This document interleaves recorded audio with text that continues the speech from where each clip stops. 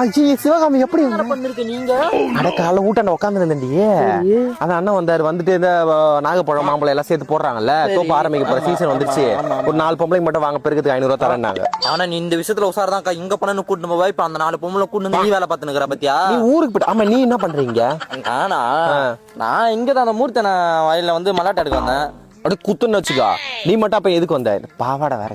சரி நான் போறேன், டைம் ஆகுது, நான் போறேன். இல்லடியே, நான் பெருக்கல கூட கண்டுபிடிச்சிருவாங்க. மல்லாட்ட உரிக்கல நான் கண்டுபிடிக்கிறேன். உன்கிட்ட பார்த்து பேச கத்துவா இருக்கு அவரு. மூர்த்தி என்ன தாண்டி, அதெல்லாம் ஒண்ணும் இல்ல. நான் பேசிக்கிறேன், நான் சொல்லிக்கிறேன். சொல்லு. வெண்ணிலா இருக்காளே, புருஷனை பிடிக்கல, சண்டை போட்டாங்க, போயிட்டான் சொன்னா. ஆமா, காலையில தான் வந்து என்கிட்ட சொல்றா. 2 மாசம் தாண்டி இருந்துட்டு வந்தா, 2வது டைம் முழுகாம இருக்காளாண்டி. எப்படி இருக்காளுங்க பாரு இவளுங்க. ஒண்ணு பெத்துக்குன்னு மேய்க்க முடியல, இப்படி பெத்துக்கு. பாரிஜாதம் வீட்டுல ஏதோ கம்பளை காணும். 2 நாளா நீ இல்லாம கதை பேசாம எனக்கு ஒரு நான் போறேன். பாரிஜாதத்துல கம்பளை காணும்ட்டு ஃபுல்லா ஊர் ஃபுல்லா சொல்லி கம்ப்ளைண்ட் எல்லாம் கேஸ் ஆயிடுச்சு. எனக்கு கூப்பிட்டு காலைல சொல்றா கட்டிலுக்குல தான் இருந்தது. அவ்வளவுதானே? சரி நான் போயிட்டு வந்துடுறேன். அடி ஈரண்டி திட்டு வரும். என்னண்ணா? மூர்த்தி என்னடி? இல்ல நான் அக்காவை பார்க்க வந்தேன், ரொம்ப நாளாச்சு பார்த்தேன், அதனால தான் பேச வந்தேன்.